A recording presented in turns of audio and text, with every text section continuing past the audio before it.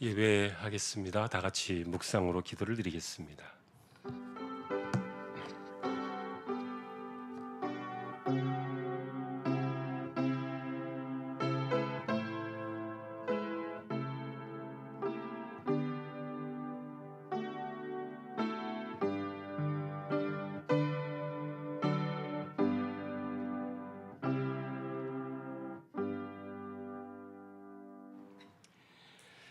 내가 은혜 베풀 때에 너에게 듣고 구원의 날에 너를 도왔다 하셨으니 보라 지금은 은혜 받을 만한 때요 보라 지금은 구원의 날이로다. 아멘. 하나님을 예배합니다. 부족한 종들을 세워주셨습니다. 성령께서 붙들어 두시고 예배를 통하여 우리 하나님 홀로 영광을 받으시옵소서. 예배의 시종을 의탁하오며 존귀하신 예수 그리스도의 이름으로 기도하옵나이다. 아멘. 250장입니다.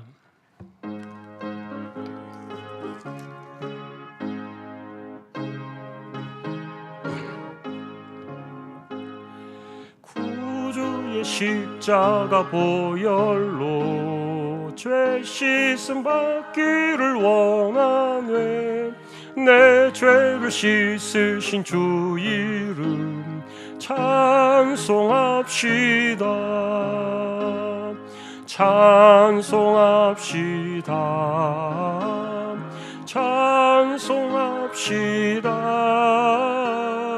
내 죄를 씻으신 주 이름 찬송합시다. 죄악을 속하여 주신 주 내 속에 들어와 계시네. 십자가 앞에서 주 이름 찬송합시다. 찬송합시다. 찬송합시다. 내 죄를 씻으신 주 이름 찬송합시다. 주 앞에 흐르는 생명수 날 씻어 정하게 하시네. 내 기쁨 정성을 다하여 찬송합시다. 찬송합시다. 찬송합시다. 내 죄를 씻으신 주 이름 찬송합시다.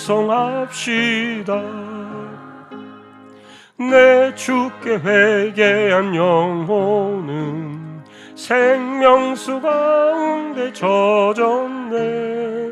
흠없고 순전한 주 이름 찬송합시다. 찬송합시다. 찬송합시다. 내 죄를 씻으신 주 이름 찬송합시다.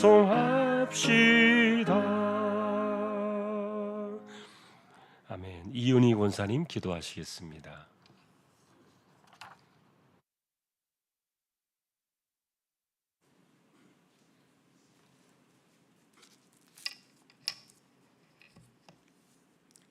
하나님, 오늘도 우리가 예배의 자리로 나오게 하게 하심을 감사합니다. 저희들을 자녀 삼아 주시고 모든 삶을 형통케 하시고 은혜로 저희들을 보살펴 주심을 알고 늘 기도로 의지하며 살아갑니다. 우리의 생각대로 살아가는 저희들의 부족한 모습을 보시고 긍휼히 여겨 주시사 저희들을 매 순간마다 지켜주옵소서. 전교인 수련회를 준비하고 있습니다. 은혜 가운데 진행되도록 도우시고 주한 가족들이 믿음이 성장되고 서로 협력하고 사랑을 나누고 주님께는 영광 돌려드리는 시간 되게 하여 주옵소서. 오늘 예배도 함께 하여 주시사 말씀 전하시는 목사님께도 함께 하여 주시고 말씀을 듣는 저희들은 은혜 받는 시간이 되게 하여 주옵소서. 늘 말씀 붙들고 예수님 닮아가는 삶 되길 기도합니다. 오늘의 예배도 주님만이 홀로 영광 받아 주시옵소서. 예수님 이름으로 기도드립니다. 아멘.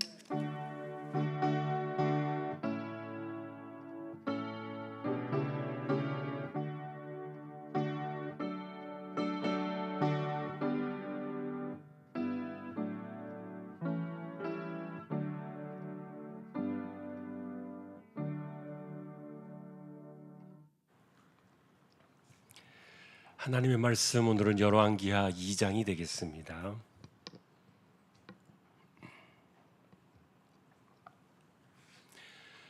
열왕기하 2장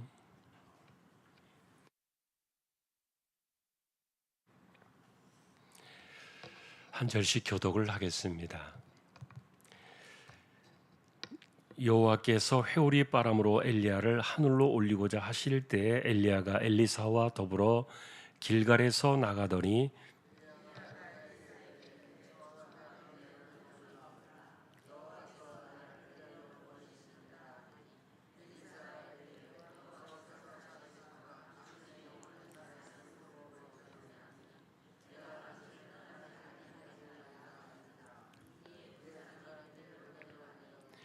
베들에 있는 선지자의 제자들이 엘리사에게로 나와 그에게 이르되 여호와께서 오늘 당신의 선생을 당신의 머리 위로 데려가실 줄을 아시나이까 하니 이르되 나도 또한 아노니 너희는 잠잠하라 하니라.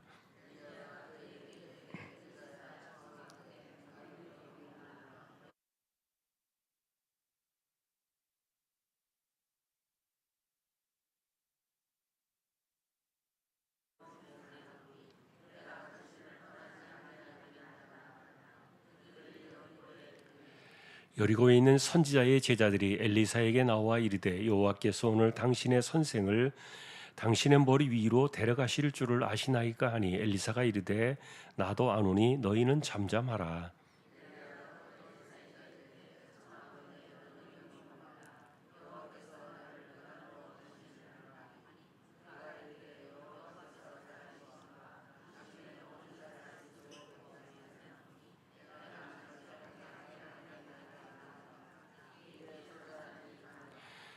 선지자의 제자 50명이 가서 멀리 서서 바라보매 그 두 사람이 요단가에 서 있더니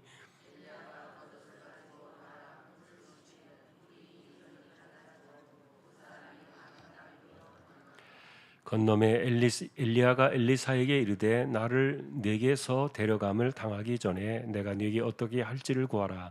엘리사가 이르되 당신의 성령이 하시는 역사가 갑절이나 내게 있게 하소서 하는지라.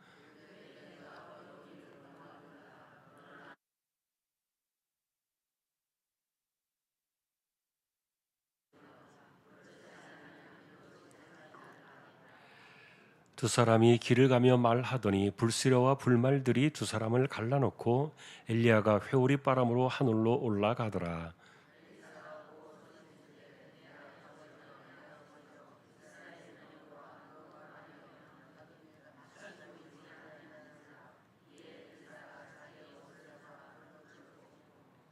엘리야의 몸에서 떨어진 겉옷을 주워 가지고 돌아와 요단 언덕에 서서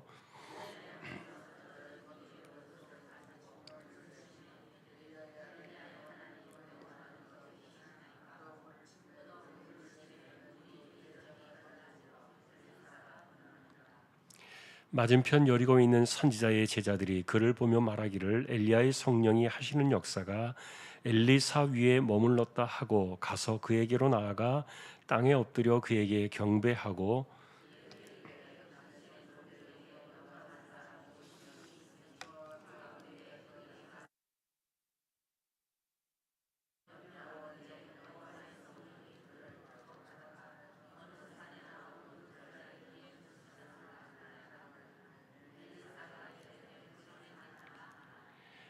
무리가 그로 부끄러워하도록 강청함에 보내라 한지라. 그들이 50명을 보냈더니 사흘 동안을 찾되 발견하지 못하고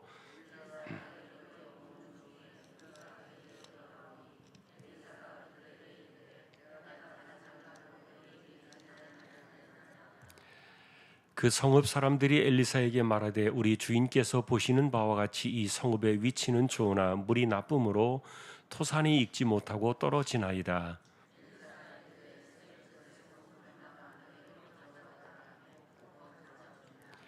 엘리사가 물 근원으로 나가서 소금을 그 가운데에 던지며 이르되 여호와의 말씀이 내가 이 물을 고쳤으니 이로부터 다시는 죽음이나 열매 맺지 못함이 없을지니라 하셨느니라 하니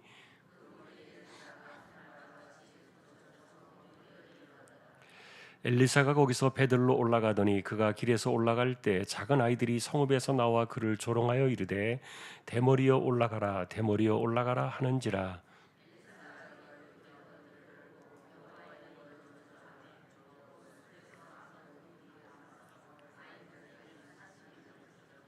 함께 해보겠습니다. 엘리사가 거기서부터 갈멜산으로 가고 거기서 사마리아로 돌아왔더라. 아멘. 교회 소식은 다음 주에 우리 전교연 수련회가 진행이 되니까 기억해 주시고 기도해 주시고요. 주일날 광고를 드렸습니다만 실비보험이 있는 분들은 괜찮고 그것이 없는 분들 가운데 그 개인 동의서 정보 제공 동의서를 사무실에 주시면 단체 보험을 교회에서 할 수가 있습니다. 꼭 잊지 마시고 함께 기억해 주시기 바랍니다. 다른 소식들은 주보를 보아주시면 되겠습니다. 19역 찬양으로 영광을 돌리겠습니다.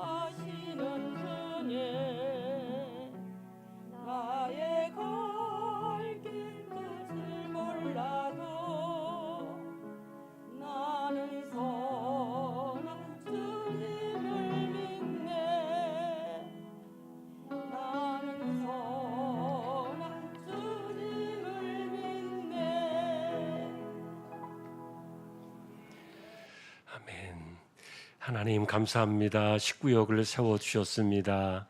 구역의 가족들을 하나님께서 기억해 주시고 붙들어 두시고 은혜를 내려주시기를 소망합니다.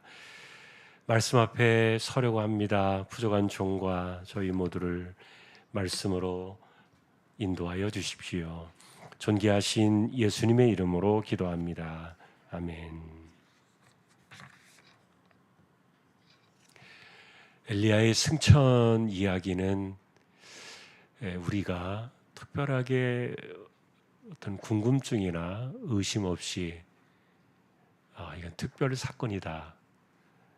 그리고 이분은 정말 대단한 은혜를 입었다. 그 정도로 이렇게 끝나 버리는 경우가 대부분일 거예요. 그러나 여러분, 예를 들면 이제 사실 구약에 죽지 않고 가신 분이 두 분이 있어요. 첫째가 누구였죠? 에녹입니다. 300년 동안 하나님과 동행했다. 그런데 그가 하나님께서 그를 데려가셔서 이 땅에 있지 않더라. 중요한 것은 엘리야도 오늘 마찬가지입니다만 이분들이 죽음을 보지 않았다는 거예요. 여러분, 히브리 9장 27절에 보면은 한 번 죽는 것은 사람에게 정해졌다. 이거는 타락 이후에 정해진 역사예요. 그러니까 우리가 영원한 구원 얻고 영생을 얻으려고 하면은 육신을 벗어야 돼요. 바울이 말했던 것처럼 우리의 장막집은 허물어져 갈 수밖에 없고 그래야 되는 거예요. 그래서 우리는 한 번 죽고 난 이후에 다시 하늘의 새 몸으로 우리가 덧입고 영원한 생명의 자리에 나아가야 되는데 이분들은 어떻게 된 거냐?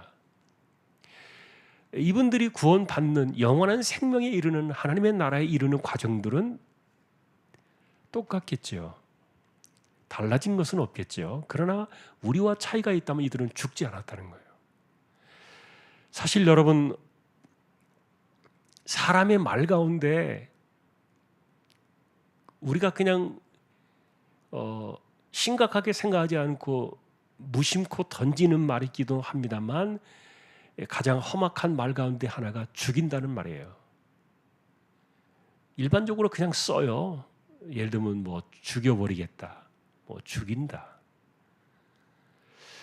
이런 말도 우리가 그냥 이렇게 씁니다만 그러나 죽음이라는 사실이 얼마나 무서운 그런 그 과정인지 사실 우리가 죽음을 앞두고 있는 사람들의 입장에서는 그 무게감이 클 거예요. 일반적으로 살아갈 때는 우리가 죽음을 생각하지 않고 삽니다만 그러나 죽음을 생각할 때 죽음이 눈앞에 올 때 그런 것들 때문에 사람들이 느끼는 그런 공포감, 두려움 이런 것들은 말로 다 할 수 없어요. 표현할 수 없는 건데 그러나 이제 우리에게는 어쨌든 죽음을 이기고 그것을 넘어서게 하는 영원한 생명이 우리에게 약속되어 있기 때문에 그리스도인들은 죽음을 두려워하지 않고 그래서 성경에서도 신약 성경에서 특별히 죽음의 이 공포를 제거한 이 죽음의 두려움을 제거한 그 단어로 바꿔 쓴 단어가 뭡니까? 잔다 이렇게 말했죠. 그리스도인들은 잔다. 죽는다는 말을 쓰지 아니하고 이 죽음이라는 그 단어가 갖고 있는 그 공포나 위협감이나 그 무서움 때문에 잔다 이렇게 표현을 했단 말이에요. 근데 어쨌든 이런 과정 속에서 에녹이나 이 엘리야는 그것을 겪지 않았어요. 이렇게 큰 은혜를 입은 사람은 정말 어떻게 우리가 다루어야 되겠습니까? 자, 그런데 우리가 시간의 역사 속에서 바라볼 때 사실 영원한 구원, 다시 말하면은 죽지 않고 하나님의 나라로 직행한다는 말은 우리 육신으로 우리가 원죄를 가지고 태어나서 이 땅을 살다가 죄 가운데 살다가 그 죄값을 죄를 씻어내고 하나님의 나라에 가야 되는데 여러분 죄 가지고는 하나님 나라에 갈 수 없잖아요. 어떻게 죄의 모습으로 하나님 앞에 설 수 있어요? 그거는 지성소에 아무나 함부로 들어갔다가 죽는 것과 똑같은 건데 그런데 이들의 죄는 어떻게 씻음을 받았느냐 하는 거예요. 자, 우리가 그런 관점으로 생각해 볼 때 이거는 신학적으로 논쟁할 필요가 없습니다만 어쨌든 천하 인간의 구원을 얻을 만한 이름을 예수 이름 외에는 주신 것이 없어요. 그런데 중요한 것은 에녹이나 엘리야가 그리스도가 오시기 전에 이분들이 살았고, 그리고 이분들이 죄사함을 얻은 상태로 하나님의 나라에 갔잖아요. 다시 말하면 죄사함의 문제가 해결되지 않고는 하나님 나라에 갈 수 없어요. 그러니까 그냥 죄악된 인간의 모습, 예를 들면 여러분 에녹이 300년 동안 동행했다 할지라도 그가 65년을 살다가 그렇게 300년 그때부터 달라졌잖아요. 무두셀라를 낳고 난 이후에. 그리고 엘리야가 지금 몇 살인지는 모르겠습니다만, 그러나 하나님께서 이렇게 불러 가시기 전에 엘리야는 그럼 죄가 없느냐? 그는 무슨 신입니까? 절대로 그럴 수 없죠. 그렇기 때문에 인간이 하나님 앞에 가려고 한다면 죄를 씻음 받을 수밖에 없는데, 그 죄를 씻는 유일한 길은 독생자의 피값밖에 없다는 거예요. 예수의 피밖에 없다. 그래서 우리는 이 개념을 이야기할 때 제가 그 시간적인 개념을 여러분들에게 여러 번 말씀드린 적이 있어요. 하나님은 시간을 창조하신 분이에요. 창조 때부터 다시 오실 재림의 그날까지, 종말의 끝까지 이 모든 것들을, 시간을 창조하셨을 뿐만 아니라 주관하시고 섭리하시고 마지막 최후의 시간을 결정하시는 그 주권이 하나님께 있어요. 그렇기 때문에 하나님은 이 시간 속에 들어와 계시지 않아요. 내가 만든 그 시간이기 때문에. 우리는 그 시간 속에 갇혀서 그 안에서 창조가 되었지만, 하나님은 시간을 만드신 분이시기 때문에 시간 속에 갇혀 계신 분이 아니라 시간 안으로 들어오시기도 하지만 시간 바깥에 계세요. 그래서 하나님께는 과거가 없다 그랬어요. 요즘 피택 교육 받으시는 분들도 그런 그 공부를 같이 해요. 여러분, 하나님께는 과거가 없어요. 그리고 하나님께는 미래가 없어요. 왜요? 늘 하나님께 현재예요. 모든 시간을 보는 것. 그러니까 우리는 에녹이라는 사람이 예수님 오시기 전에 3,000년이 넘는 그 시대에 살았고, 엘리야 역시 예수님이 오시기 전에 한 700~800년 전에 한 900년 전에 엘리야가 살았던 사람으로 이렇게 이야기를 하는데, 그게 어떻게 예수님의 그 십자가 사건이 적용되느냐, 이렇게 여러분들이 궁금하게 생각하실지 모르겠지만, 아들의 핏값을 인간을 구원하는 구속 사건의 중요한 그 은혜로 삼는 것은, 이거는 하나님의 주권이고요. 그리고 하나님의 은혜 사건이에요. 그리고 약속이에요. 그러니 다시 말하면은 이 에녹이든 엘리야든 죽지 않고 하나님의 나라를 간다고 말했을 때, 아직 그리스도가 오시지 않았지만 그러나 이것을 바라보는 사람들의 입장에서는 뭐가 있을까요? 인간의 죄가 씻음을 받고, 다시 말하면 아담이 지은 그 최초의 시조였던, 인간의 시조였던 아담으로부터 이어져 내려오는 그 죄악의 모든 것들이 씻음 받고 걸어가신 하나님께로 올라갈 수 있는 그 길이 열려질 것이다, 있을 것이다라는 것들을 강력하게 보여준 사건이에요. 자, 그래서 여러분, 우리가 에녹을 가서 돌이켜보면, 창세기로 쭉 돌아가서 보면은 에녹이 하나님과 동행하던 그 시대가요, 굉장히 세상이 타락하던 시대예요. 사실은 아담이 여전히 그때 살아있을 거라고 봐요. 아담이 그 당시에도 살아있었을 것으로 추정이 되는 그 즈음에, 그런데도 불구하고 사실은 그 아담과 그 다음에 아벨과 그 신앙의 계보를 이어가는 셋, 이런 그 신앙의 경건한 계보를 이어가는 사람들이 사실은 가인의 계보를 이어가는 불경건한 사람들보다도 작았어요. 그러니까 세상 전체적인 그런 분위기는 사실 하나님을 잊어버리고 하나님을 자꾸 지워버리던 세상 속에서 살던 그때에, 그런데 이 에녹에게 하나님께서 은혜를 주신 거예요. 사람들이 하나님을 지워버리고 하나님을 잊어버리던 그런 시대에 이 에녹이 하나님을 기억하면서 하나님과 동행을 하는 거예요. 그랬더니 세상이 깜짝 놀랄 만한 그 상을 그에게 주신 거예요. 다시 말하면 에녹의 승천 사건을 통해서 폐역한 세상, 하나님을 잊어버리는 그 세상 속에 폭탄을 던진 겁니다. 하나님이 사라지셨나요? 천지 만물을 지으신 하나님께서 없어지셨나요? 아니면 세상을 포기하셨나요? 인간을 포기하셨나요? 사람들은 스스로 그렇게 마귀가 그 아담을 꼬였던 것처럼 하나님으로부터 떠나가지고 자기 스스로 살아가려는 이런 독립된 그런 그 마음을 가지고 하나님부터 점점 멀어져 갔지만, 그러나 하나님은 그 시간을 여전히 보고 계셨고, 시간을 만드신 하나님께서는 그 역사 속에 이 모든 것들을 하나도 남김없이 불꽃 같은 눈으로 보고 계셨던 거예요. 그러니 폐역해가는 그 세상 속에서 하나님은 강력한 계시의 메시지를 던진 사건이 에녹의 승천 사건 아닙니까? 부패하고 썩어져가는 그 세상 속에 그래도 하나님을 기억하고 하나님과 동행하는 자들이 받을 상이 무엇인가를 한둘기 빛처럼 쫙 비추어진 것이 바로 에녹의 승천 사건인데, 근데 여러분, 우리가 그런 관점으로 바라볼 때 엘리야 역시 비슷해요. 자, 오늘 제가 이 본문의 주보의 내용에서는 이 엘리야를 이야기하면서 엘리야와 모세를 이렇게 비교를 해놨어요. 이것은 사실은 수많은 신학자들이 논증을 할 때 쓰는 방식인데요. 왜 엘리야와 모세를 이렇게 비교를 하는가 하면은, 여러분, 사실은 구약 시대 때 제가 말씀을 여러 번 드렸어요. 신약의 최고봉이 그리스도 아닙니까? 신약에 우뚝 서신 분이 그리스도예요. 예수 그리스도. 그런데 이 예수 그리스도와 맞먹을 만큼의 구약에 우뚝 서신 분이 누구냐? 어떤 사람들은 그렇게 이야기하겠죠. 아브라함이다. 믿음의 조상이다. 아니다. 다윗이다. 이렇게 이야기하는 사람들이 있지만, 그러나 실제로 구약의 최고봉은 모세예요. 모세를 능가할 수가 없어요. 구약에서는 모세가 최고의 높은 봉우리에 있는 사람이에요. 왜냐하면 이 사람은요, 하나님의 언약을 이 땅에 가져온 사람이에요. 그것이 비록 율법이라는 그 행위 언약의 관점으로 이 땅에 가져왔지만, 그러나 모세가 차지하는 그 개념은요, 이 땅 속에 언약 백성을 하나님의 그 약속의 말씀으로 이렇게 만들어 놓은 가장 위대한 인물이에요. 여러분, 우리가 그 모세가 시내산에서, 우리가 호렙산이라고 부르는 그 시내산에서 그 계명을 받을 때 말이에요,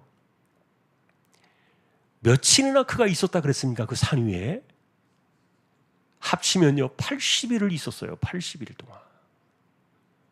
첫 번째 40일 동안 아무것도 먹지 않았잖아요. 잠을 잤을까요? 하나님과의 그 얼굴을 직접 본 사건은 아니었지만, 하나님을 직접 대면한 것은 아니었지만, 하나님의 영광 속에 모세가 들어가 있을 때 아무것도 먹지 않았다니까요. 저는 제가 생각할 때 잠도 자지 않았을 것이다, 그렇게 생각해요. 예를 들면 그것이요, 하나님의 나라에 들어가면은 여러분 잠잘 필요가 있을까, 그런 생각이 들어요. 왜냐하면은 지금 이 땅에는요, 해가 있고 달이 있고 밤이 있어요. 그 밤이 찾아오는 것은 해가 이렇게 돌아가면서 지구가 돌아가고 역사가 돌아가니까, 우리가 살아가는 이 인간의 창조의 역사 속에는요, 해가 지면은 밤이 오는 거예요. 그런데 하나님의 나라에서는요, 해가 없어요. 여러분 그거 아시죠? 계시록에 있잖아요. 하나님의 나라에 해가 없어요. 그 뭐가 빛입니까? 하나님 그분이 빛이에요. 어린 양이 빛이라 그랬어요.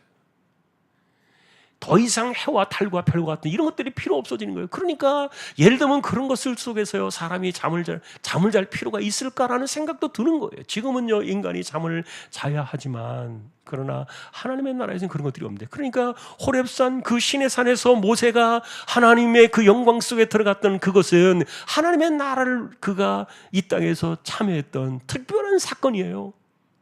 그러니까 2번이나 40주야를 2번이나 80일 동안을 아무것도 먹지 않고 사는 거예요. 이게 가능하냐고요. 있을 수 없는 일이에요. 하나님의 나라를 이 땅에 가져와서 보여준 사건 가운데 또 하나가 신약에 있죠. 그게 변화산이에요. 변화산이라는 그 모습은요, 비록 그 주변에 그것을 바라볼 수 있었던 그 영적인 눈을 열어준 것은 정말 베드로, 야고보, 요한 세 제자가 보았잖아요. 굉장히 은혜로운 사건이었어요. 그런데 그 인간의 역사의 시간 속으로 하나님의 나라가 들어온 사건이 시각적으로 시야 속에서 그것이 들어왔는데 그 들어온 그 자리에 누가 계셨습니까? 그리스도와 함께 모세와 엘리야가 서 있었어요. 아, 이분들이 죽은 줄 알았는데 죽은 게 아니에요. 영광의 모습으로 그리스도와 함께 서 있었던 거예요.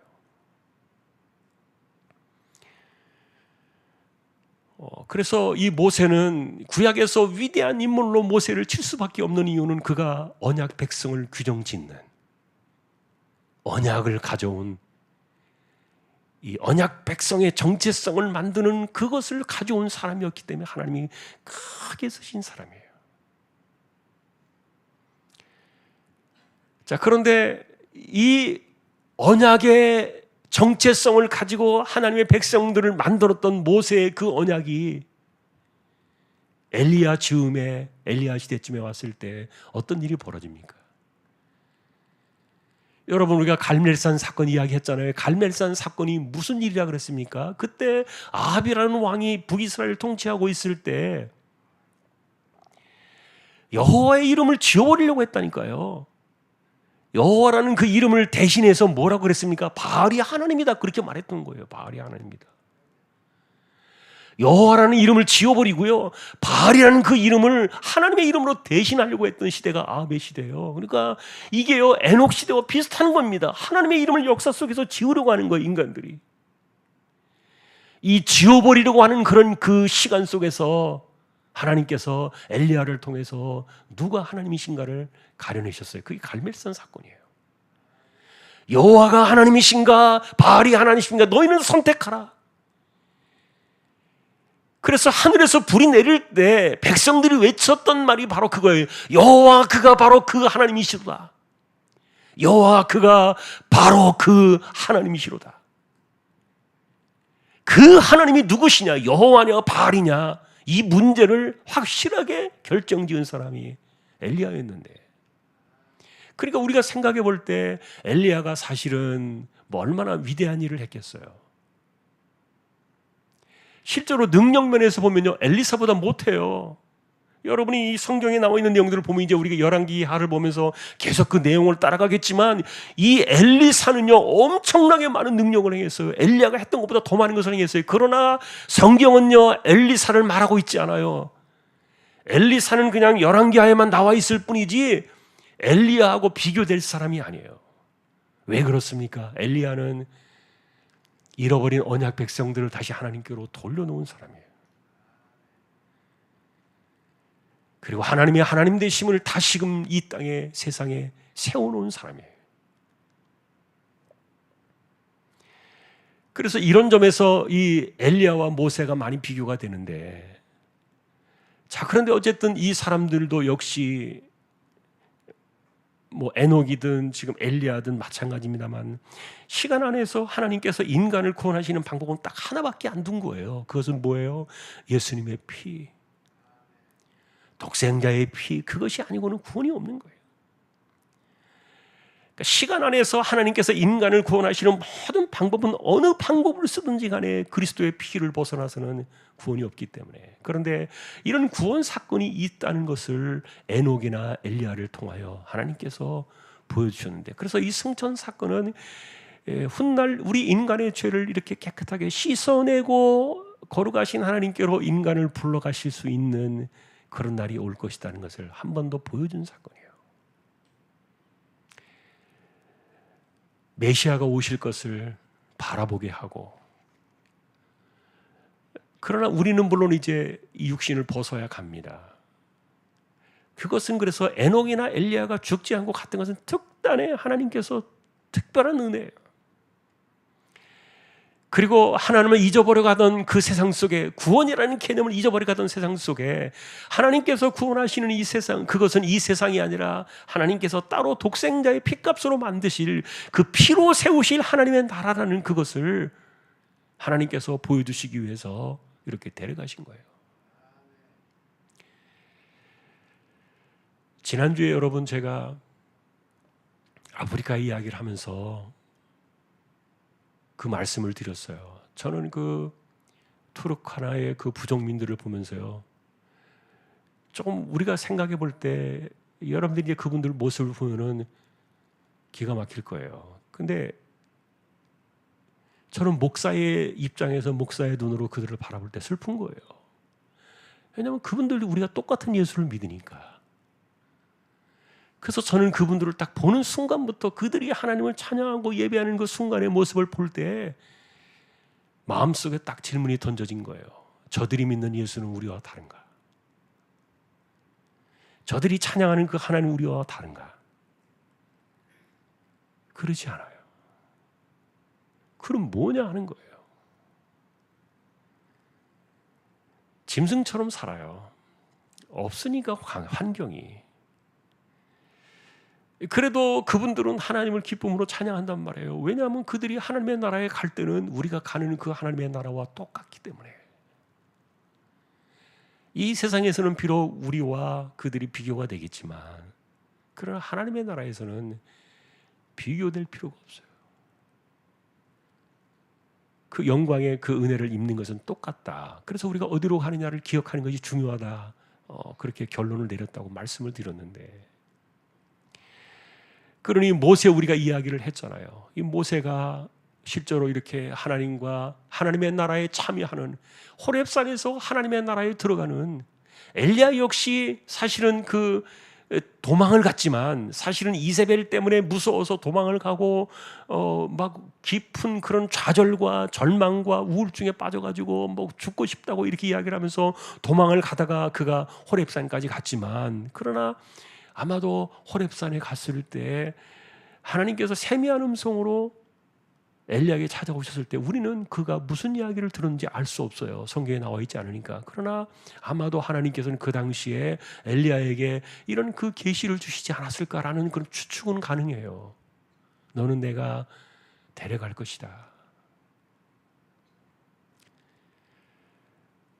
왜냐하면은 이걸 우리가 왜 추측을 할 수 있는가 하면은 하나님께서 엘리야를 이렇게 회오리 바람으로 갈라서 데려가시기 전에 벌써 소문이 있었어요.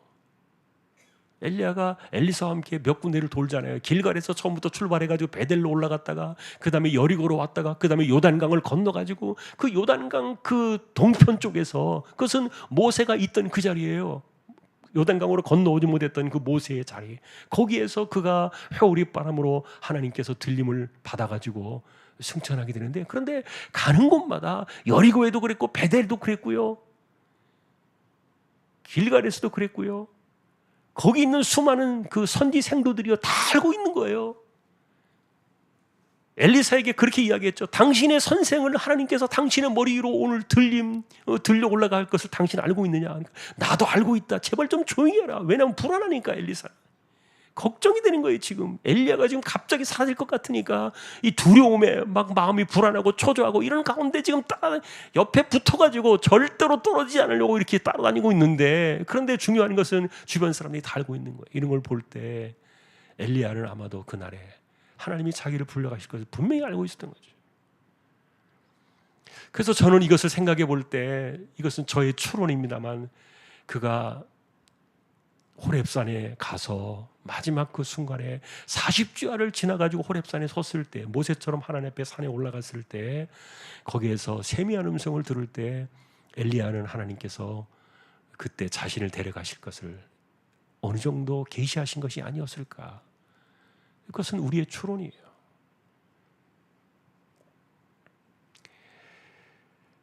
자, 그래서 어쨌든 이렇게 엘리야는 그런 은혜 가운데 갔는데, 그 모세 이야기를 우리가 하다가 이렇게 다시 돌아왔습니다만, 하나님께서 이렇게 엄청난 언약 백성의 그 최고의 시작점으로 모세를 세워놓으셨지만, 그러나 실제로 모세가 살았던 그 삶은 어떻다 그랬습니까? 이 세상에서는 광야였다. 여러분이 그것을 잘 잊어버릴 수도 있는데 생각해 보세요. 그가 40년 동안 그 가시밭길의 그 광야에서 그 먼지와 모래바람을 맞으면서 그 광야에 40년을 숨어 살았잖아요. 40살부터 80살까지. 근데 그 광야의 그 모래바람이 어느 정도인가 하면은 밥을 먹고 나면은 조금 시간이 지나서 이렇게 가만히 있으면 입에 모래가 남아있다 그래요. 그 모래바람이요 굉장히 강해요. 사막의 모래바람, 광야의 모래바람. 그런 곳에서 40년을 살았어요. 그러니까 실제로 어쩔 수 없으니까 거기에 살았던 거지. 모세가 다시 가고 싶지 않은 광야예요. 그런데 하나님이 또다시 40년을 120살 될 때까지 보냈잖아요. 그래서 우리는 그렇게 질문을 하는 거예요. 우리가 생각하는 거예요. 하나님께서 이 땅의 백성들이, 부르신 백성들에게 원하는 것이 이 세상이었다면 절대로 모세를 또다시 광야로 보내면 안 돼요. 그를 궁궐로 보내가지고 쿠데타를 일으키든지 무슨 수를 쓰시든지 간에 궁궐을 뒤집어 엎고요. 거기에 모세를 최고의 자리에 올리셔야, 그것이 우리가 세상에서 말하는 성공주의나 번영주의나 이런 사람들이 말하는 그런 식으로 돼야 마땅한 거예요. 그런데 하나님은 모세를 그렇게 쓰지 않으시고 그 지긋지긋한 광야로 또다시 모세를 보내셨던 거예요. 하나님께서 우리에게 허락하신 그 나라는 세상이 아니라 영원한 곳이었기 때문에 처음부터 하나님은 이 땅에 그런 계획이 없으셨던 거예요. 그것을 보여준 사건이 엘리야였다. 자, 이렇게 이제 우리는 엘리야가 승천한 사건에 대한 그 배경들을 좀, 성경적인 배경들을 좀 찾아보았고요. 이제 마지막으로 이제 뒷부분에 엘리사 이야기를 잠깐 적어 놓았는데, 이분이 승천한 곳이 요단 동편이라 그랬잖아요. 그 요단 동편은 모세가 건너오지 못하고 느보산에서 바라보고 죽었던 그곳이에요. 그리고 이 요단강은 여호수아를 통해서 건너오잖아요. 마찬가지로 엘리사 역시 비슷한 모습으로 이렇게 또 건너와요. 엘리야의 그 남겨진 겉옷자락을 들고서 요단강을 칠 때 물이 갈라지는 똑같은 역사가 일어났죠. 그래서 갑절의 영감을 받았어요. 하나님께서 엘리사에게 여호수아 같은 그런 그 후계자의 복을 주셨다는 거죠. 그리고 이 엘리사의 이 사역을 보면은요, 독특함이 있어요. 이 사람의 사역은 치유와 징계 두 개의 사건으로 나와요. 그것은 뭐냐면은 여리고성에 요단강을 건너면 제일 먼저 만나는 것이 여리고성입니다. 물론 길갈로 갈 수도 있습니다만, 그러나 길갈보다는 어쨌든 사람이 사는 곳으로 간다면요, 요단강을 딱 건너가면 제일 먼저 눈에 보이는 성이 여리고밖에 없어요. 그 모래성 위에요, 모래 땅 위에 유일하게 거기가 샘이 터져 있거든요, 여리고에. 그래서 그 오래된 도시에 있고, 여리고는. 근데 여러분이 여호수아 시대 때 가서 보시면 기억하겠지만, 여호수아가요 이 여리고 첫 성을 무너뜨렸잖아요. 첫 성을 무너뜨렸을 때 7번 돈 그 성이 아닙니까, 여리고가. 그리고 하나님께서 7째 날에 7번 돌고 와 함성을 지를 때 하나님의 손이 그 여리고 성을 밀어버린 사건이에요.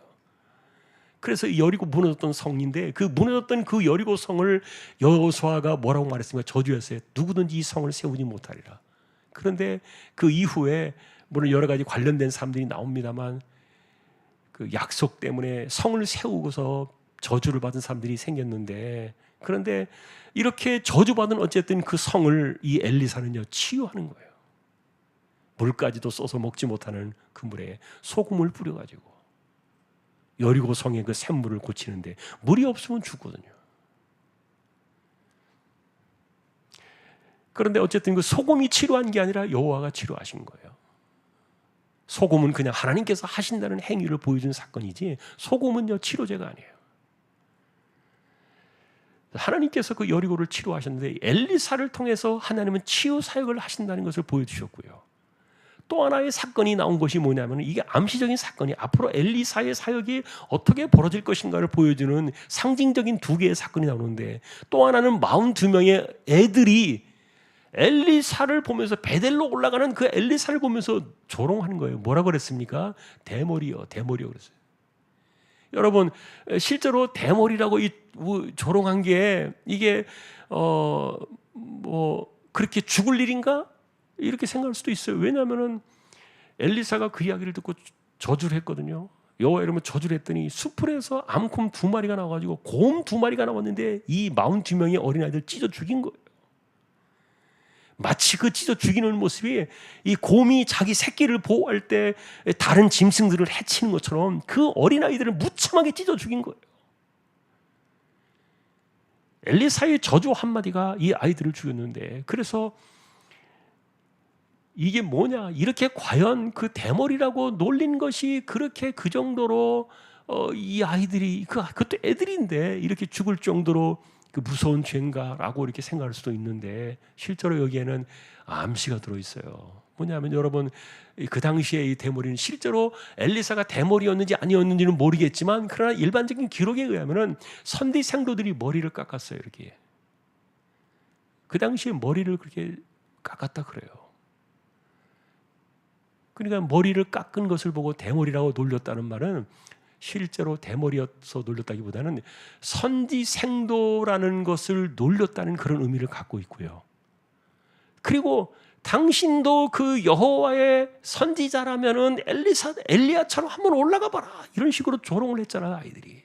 이거는 뭐냐면은 여전히 갈멜사 사건 이후에도 그 세상은요, 하나님을 여호와 하나님으로 인정하지 않았어요.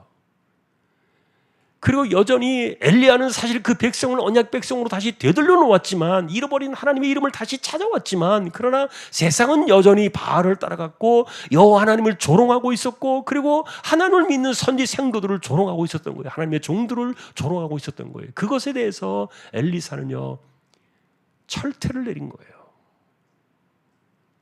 이후에 하나님의 이름을 조롱하는 자들, 이후에 하나님의 이름을 멸시하는 자들, 이것은 물론 하나님의 종들을 통해서 나타난 사건입니다만, 이런 사건들이 일어나는 곳에는 절대로 용서가 있을 수 없다. 그들이 어린아이를 할지라도 말이에요. 이 사건이 경고의 사건이었어요. 그래서 앞으로는 그 엘리사의 사역이 어떻게 이루어질 것인가를 보여주는 두 개의 상징적인 거울 같은 사건이 딱 기록이 되어 있어요. 하나는 여리고를 치유하셨던, 하나님은 은혜를 구하는 자들에게 무한한 치유의 은혜, 저주를 풀어서, 족쇄를 풀어서 치유의 은혜를 베풀어 주시는 그 하나님의 사역이 엘리사를 통해서 나타날 것이고요. 또 하나는 누구라도 하나님을 대적하는 자들은 그들이 어린아이를 할지라도 이렇게 무참하게 징계를 받을 것이다. 이 사건이 이제 엘리사의 사건으로 이제 우리가 나오는 것들을 보게 될 겁니다. 자, 오늘 우리는 엘리야의 승천 사건을 보았어요. 확실히 하나님이 만들어 놓으신 것은 이 세상이 아니에요. 이 세상 어딘가에 있을 것이다? 없어요. 그러니까 이만희가 그렇게, 이놈이 그렇게 사람들을 속여가지고 인생 다 팔고 재산 다 갖다 바치게 해가지고 뭡니까? 이 세상 속에 어딘가에서 천년왕국이 이루어질 때 당신이 뭐 시흥시장이 되고 당신이 경기도지사 될 거다, 이런 식으로 그 돈 팔아먹어가지고 사람들 피고를, 이 뭡니까? 그렇게 사람들을 등골을 빼먹는 거죠. 여러분, 세상에는 없어요. 하나님이 예비하시고 만드신 세상은, 처음부터 타락한 이후에 하나님이 만드신 세상은, 세상 속에는 하나도 없어요. 어디예요? 그것은 독생자의 핏값으로 세워지게 될 하나님의 나라예요. 새로운 나라예요.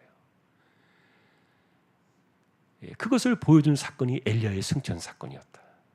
그래서 오늘도 우리는 역시 어쨌든 우리는 그렇게 살다가 죽지 않고 갈 수는 없어요. 그러나 아마도 여러분들이 살아계실 때 예수님이 오신다면 죽지 않을 수 있습니다. 그 성경의 약속이니까. 그래서 내가 살아있을 때 주님 오신다면 그건 큰 복이죠. 얼마나 큰 복이지. 왜냐하면 나는 죽지 않고 하나님의 나라의 영원한 생명에 들어갈 거예요. 그러나 그건 내가 장담할 수 없어요. 아까도 말했던 것처럼 시작을 창조하신 하나님께서 마지막을 결정짓는 분이 하나님이시기 때문에, 그때는 아무도 모른다 그랬어요. 오직 아버지만 하신다.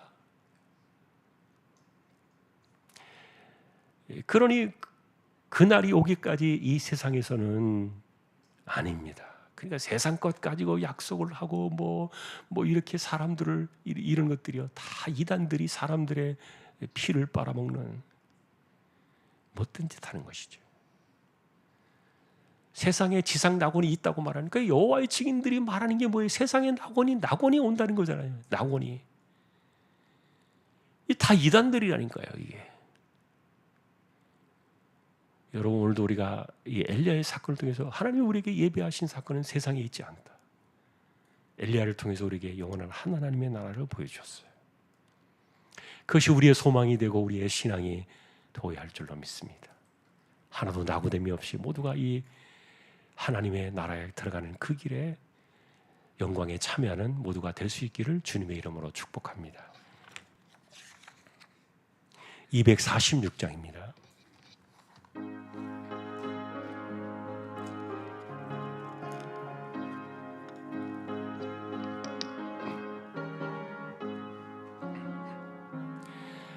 나 가나안 땅 귀한 성에 들어가려고 내 무거운 짐 벗어버렸네. 죄 중에 다시 방황할 일 전혀 없으니 저 생명 시내가에 살겠네. 길이 살겠네. 나 길이 살겠네. 저 생명 시내가에 살겠네. 길이 살겠네. 나 길이 살겠네. 저 생명 시내가에 살겠네. 그 불과 구름 기둥으로 인도하시니 나 가는 길이 형통하겠네. 그 요단강을 내가 지금 건넌 후에는 저 생명 시내가에 살겠네.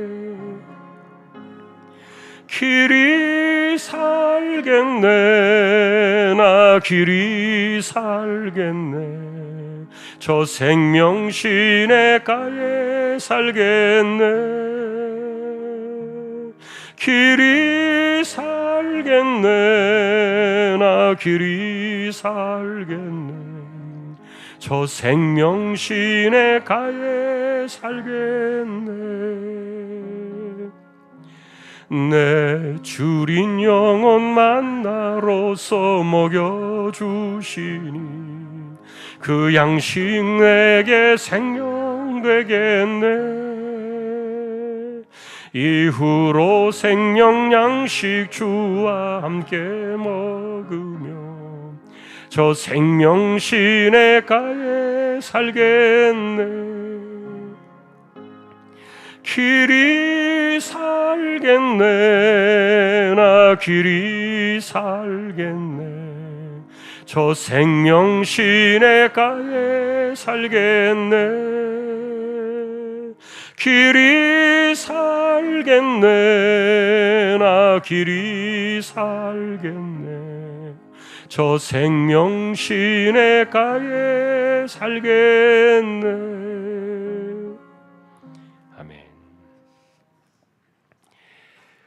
독생자의 핏값으로 세우신 하나님의 나라, 그 나라에 구속받은 백성들을 인도하시려고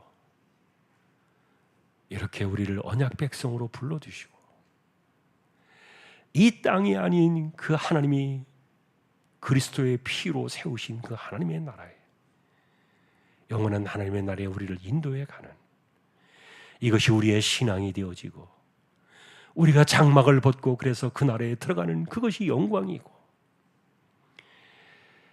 그래서 주님 다시 오시는 그날에는 주님과 같은 똑같은 영광의 몸을 입게 될 이 거룩한 신앙의 소망을 가지고 이 땅을 살아가는, 엘리야를 통하여 하나님께서 보여주신 그 승천 사건이 하나님이 세상 속에 무언가를 계획하신 것이 아니라 하나님은 이 땅이 아닌 영원한 곳에 하나님의 나라를 계획하시고 세우시고 그것으로 우리 인도에 가신다는 것을 보여주기 위하여 엘리야를 데려가신 것을 우리가 오늘도 기억하고 말씀 속에서 하나님의 놀라운 섭리를 깨닫는 우리 모두가 되게 하여 주옵소서.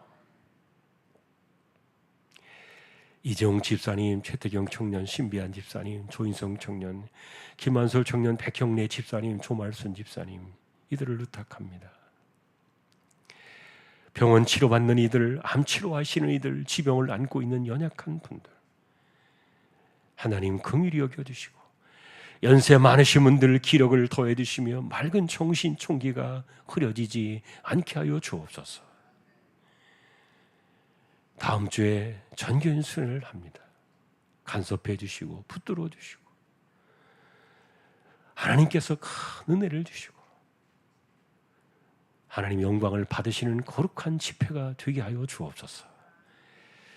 죄락교와 선교지를 기억해 주시고 개척된 교회와 세우신 주님의 종을 붙들어 주시고 입시를 준비한 우리 아이들을 기억하셔서 마지막 시간들을 잘 준비케 하여 주옵소서.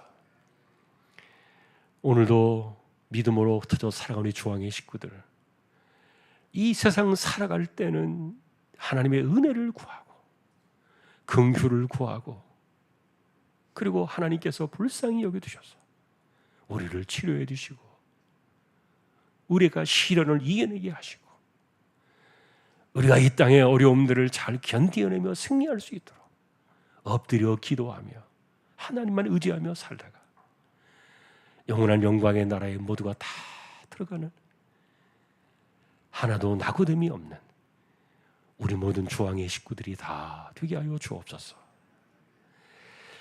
엘리야를 부르신 것 그 이상으로 우리에게 영원한 영광을 허락하실 우리 하나님께 다시 한번 감사와 영광을 돌려하며 우리의 영원한 생명의 주가 되시는 우리 주님 예수 그리스도의 은혜와 하나님 아버지의 사랑과 성령님의 감화 감동 위로 인도 교통 충만하심이 이 땅에서 영원한 하나님의 나라를 향하여 순례의 길을 걸어가는 우리 모든 믿음의 식구들 위해 이제로부터 영원까지 함께 있을지어다. 아멘.